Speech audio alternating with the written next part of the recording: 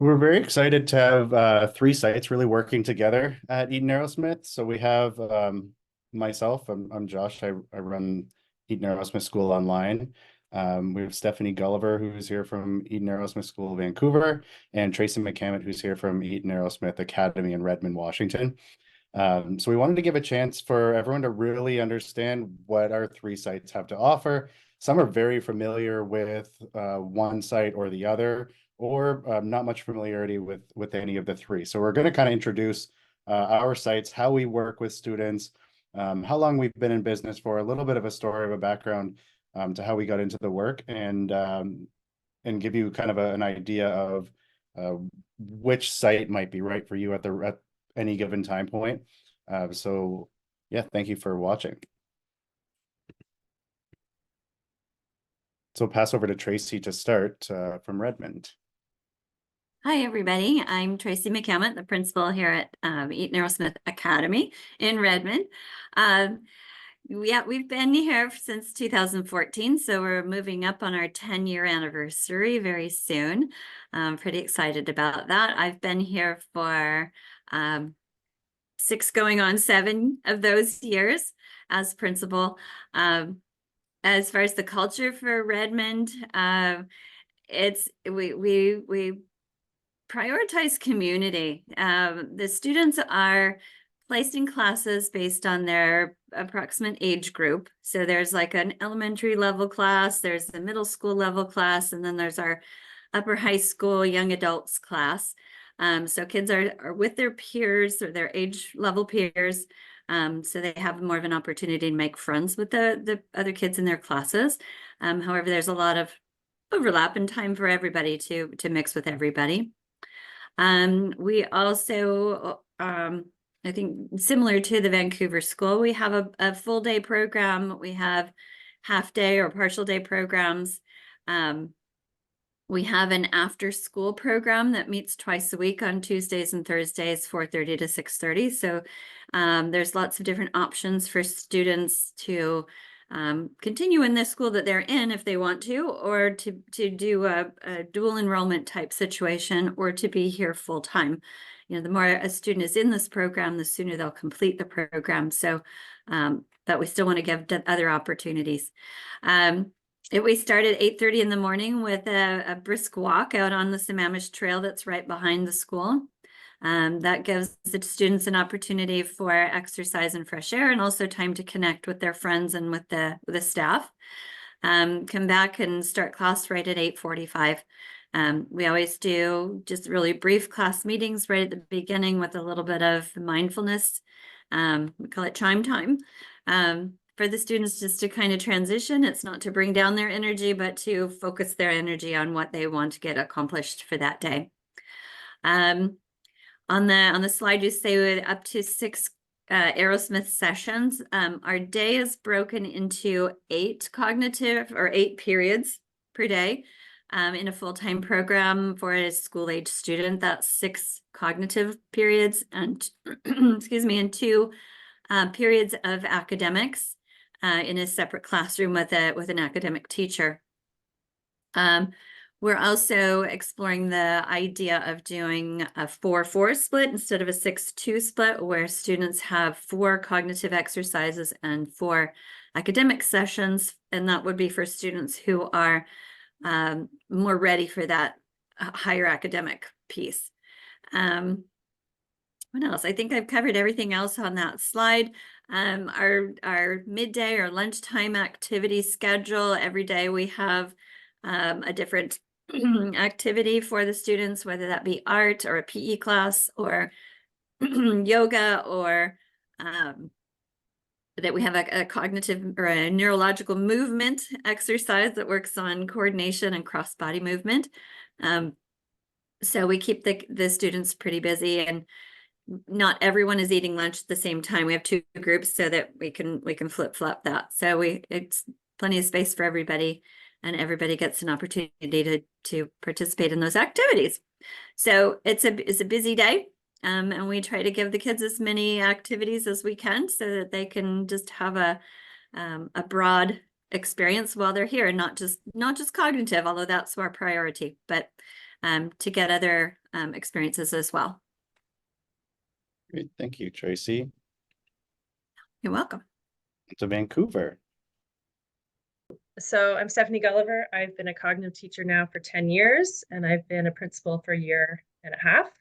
And so up here, I work with my co-principal, Mark Leesdale, and then I also teach cognitive full-time. So a little bit about our culture. This year, we have a mixed age group of 10 to 13-year-olds. And so we don't group them obviously based on their ages, but based on their abilities when it comes to the academic piece. And it's been great to see kind of how they mix together despite their different cognitive levels and academic abilities. We really love to celebrate big wins here. Masteries are a big deal because they work really hard and the work can be very tedious. So students get to earn chimes. We put their names up on the board for any masteries they get. They also get to earn block superstars, which helps work towards brain bucks, which can be used to cash in for reading blocks or games blocks, art, class movies, activities that can kind of break up the day a bit, and we get to celebrate those wins. So that's a big one for them. At break and lunch, we tend to do a lot of baseball and frisbee and soccer. We have a lot of students that came in unable to do a lot of that stuff and have learned through their peers how to play a lot of these games. A lot of these games are organized by the kids themselves, which is really cool to see as they take on a leadership role on their own, which is really great. And then we also have the option of an active kids program that's run by the university at UBC here. And once a week, including today, we go over there for an hour a week and they run either gymnastics or a gym program that can be basketball, badminton, hockey. So it gives kids a little bit of extra athletics. All right. And then in terms of what we offer, so similar to what Tracy said, kids arrive between 8 and 8:25, and we start our day with a chime. So we do this 3 times a day. The kids get to sign up for the chime, which is really great. We also sometimes do mindful listening, where we'll play sounds and the kids have to identify what those sounds are. Okay, so it's a really great way to get them settled before our day starts. Then we do 3 blocks of either cognitive or academics. Then we have a 30-minute break, which includes some eating time and outside time. We do another 3 blocks, and then we have an hour at lunch, which includes eating again, and then some outside time, a bit longer, which is great because it gives us the option to go to some different outdoor spaces. In the afternoon, they do 2 blocks after lunch, and then we finish off the day with a sharing and connecting piece. So this is either a time to celebrate masteries or share something that they are proud of from the day. Sometimes we put up a word on the board or a challenge and get them to answer it. What's your favorite movie? What's your favorite book? Or any announcements that need to be made. And then for the half-day option, we have either the morning blocks, so kids will come for 3 blocks and then be part of break and then a 4th block. And then the afternoon option is that they come for 2 blocks and then have lunch and then 2 blocks. So whether it's the morning split or the afternoon split, the kids get to be part of the lunch or the break. So it gives them a big social piece. This is strictly cognitive though, so there are no academics included in this bit. And then part-time is flexible based on availability. Great, thank you. So moving on to online. So I'm Josh Poirier. We've been online since 2020. We're really pushed into that because of COVID. We always wanted to be online. Everyone had asked for so long. How can we access this from outside of these cities if it's difficult to move or come over? I remember my first class was, I think I had 12 Australians in it. So like there's people that have been moving all over the world to join our schools in Vancouver and in Redmond. And for the first time, they could kind of stay in their regions and still get some benefit of the program at a lower dose. Our culture is interesting because we're well aware that most of our students are in a typical school day. We have a number of students who do either take a computer to school and do their activities from a resource room or a safe space. We have some students who are homeschooled who just make this a part of their homeschool curriculum. We have others who are young adults who have finished school and are looking at like a transition program using us to build capacities to get into a college program. So with this not being the only thing going on in life, we try to create culture within the first 5 to 10 minutes of each class, just give everyone a chance to connect with the teachers. Students would have their goals sent and have a chance to review that with the teacher in that moment or ask any questions. Teachers will do like a question of the day or a little game with the students just to get their brains kind of warmed up. And then they'll head into more of an independent based program where they would start a call and the teachers come in out of the call based on needs, with the goal of building as much independence as possible over a period of time. So our offerings is mostly just 4-hour-a-week programs. So we have 13 different class times available from 7 a.m. to 7 p.m. Pacific. We also have an independent based program for clocks at this time.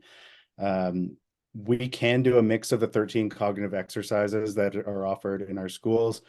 Some of those are easier online and some of those are more difficult.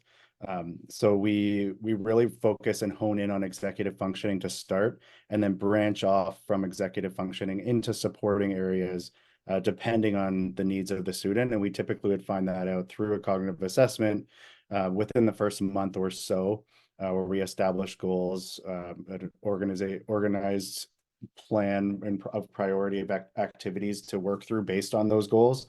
And then students would engage for that hour, 4 days a week. We have half-day programs as well, which is some students just joining 3 to 4 different 1 hour per week or 4-hour-a-week programs, 1 hour per day from that Monday to Thursday. The Fridays are off as the classes are a bit longer. For a full hour class isn't typical within Arrowsmith, but definitely doable to ensure that we're able to get those for the same amount of dosage in within the 4 days that we typically see up in 5 at the schools. We do have some other offerings coming up. So we are currently doing the peers program, and we piloted it this year out of UCLA just for some social thinking and activating that right prefrontal cortex with some planning. And then the executive function coaching is something we are going to be adding in next year. And this will help with organization, time management, making plans for how to follow through with different school-related tasks or life-related tasks. And we're looking forward to putting this into place for both students that are in our schools at this time, and also others who are coming from outside of our organization. So this is ESO. We're up to our 4th year now, which is crazy to believe how quickly things are moving. And we've been in, like I was saying before, we're about 21 different time zones, 22 different time zones in 20 different countries.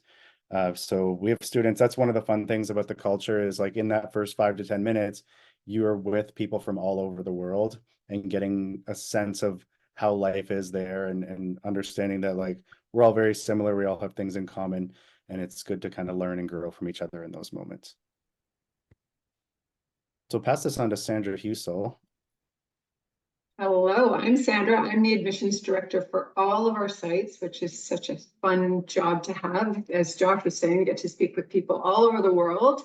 And oftentimes when I'm initially speaking with families, we have a great conversation about, there's a choice now. We've got lots of options. Sometimes that can be overwhelming, but what is the right fit for your child or yourself? Would it be to join us online? Would it be to join us either in Redmond or in Vancouver? And then also for families who are with us at one of those locations, sometimes as a student's program moves on, it might be more beneficial to be in the opposite position. So if someone has been online, for a number of months, and say a new school year is about to start and a family is thinking, I think I'd like to have a more comprehensive program where someone can work on more cognitive activities, then maybe we consider a switch over to one of the schools, or vice versa. If someone is ending their time, getting close to being almost finished a program at one of the schools, but maybe just has 1 or 2 areas left to work on, then perhaps the flexibility of being online would be, a better fit. But to speak specifically to online, one of the hugest benefits, as Josh has mentioned, is if you don't live near Vancouver or Redmond, but would love to be able to access the Arrowsmith program, online is perfect for that. You set up your space, have a quiet space at home, log on and there you go. Your teacher is right there and is there to support you in the minute as you're working through your programs. For other students and families, it's just not something they're wanting to think about in terms of moving from their current school to a new school like ours. So we now have an option where you don't need to if that's not in the cards for you. Another piece too, not everyone has the flexibility, you know, to be able to shift to a whole other school, or if you're, a job situation as an adult and you're working at set hours, it's really nice to be able to join our independent online program, or to, come to us before work or after work. And then the last bullet point there, if you've got, specific, I spoke to this a little bit earlier, but especially with students that are really quite diligent and adults who, or parents with young kids who think, I really can't join and commit to a set class time, but I certainly could log 4 hours a week, knowing that I'll still have a teacher there to meet with me, for about half an hour twice a month to check in. So I'm not fully on my own doing this. So lots of pluses for online, that's for sure. But on the flip side, on-site is a wonderful idea if someone your child has been moving through traditional school and really starting to feel that gap widening in terms of what is expected academically and what is being produced. So to be able to shift to a smaller, nurturing environment where the real focus is to get underneath the reasons why someone is struggling academically or socially or with executive function or attention control, and to really dedicate, a few years out of someone's very long life to be able to strengthen capacity so that afterwards, when a transition is made back to a more traditional school setting, you don't have to worry about that gap anymore. You have such an easier time pulling in and absorbing and expressing academic material. It's easier to navigate the social minefield of life as we grow up as well, and to make really good sound decisions, because now those underlying brain functions have been really sufficiently strengthened. Number two, an easy one, if you're living near one of the schools, we're always going to suggest, well, let's consider actually attending a school, because not only do you get the benefit of the cognitive program and the academics, but you've got a real great social group, and one that is incredibly motivating. And one, I can speak for myself. My son attended our school in Vancouver for 3 years, and one of the biggest pieces that he learned beyond his own cognitive strength is to really be compassionate and understanding, and to give grace to people who have different learning profiles, and then that are working on strengthening those capacities. So as opposed to, questioning why someone might be struggling with sequencing their thoughts. I remember my son saying, oh, well, he's working on predicative speech right now, and so right now this is a challenge, but in the future this is going to get easier for him, so I'm going to cut him some slack here and not be frustrated by the fact that it's harder for him to communicate, which is a huge life skill that I think we can all really benefit from. Another point 3 there, if we in our conversation we really come to the decision that there really is more than 1 or 2 different brain networks that could benefit from being strengthened, time-wise, it really makes it's a more efficient decision, if you can, to be able to work on more cognitive activities within a school setting rather than 1 4-hour-a-week program or 2 4-hours-a-week programs. If you can do more intensely, you're going to reap the benefits that much more quickly. And the last point I already spoke to pretty much, but I cannot say enough about the cultures at our schools.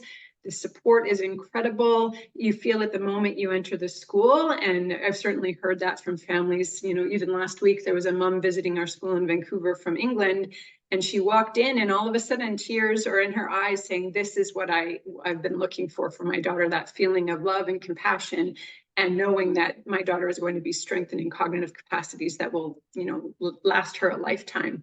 So yeah, that's the difference between our 2 programs. And I'm always happy to chat further, whether you're an existing family at one of our schools or online, or if you're a new curious family interested in learning more.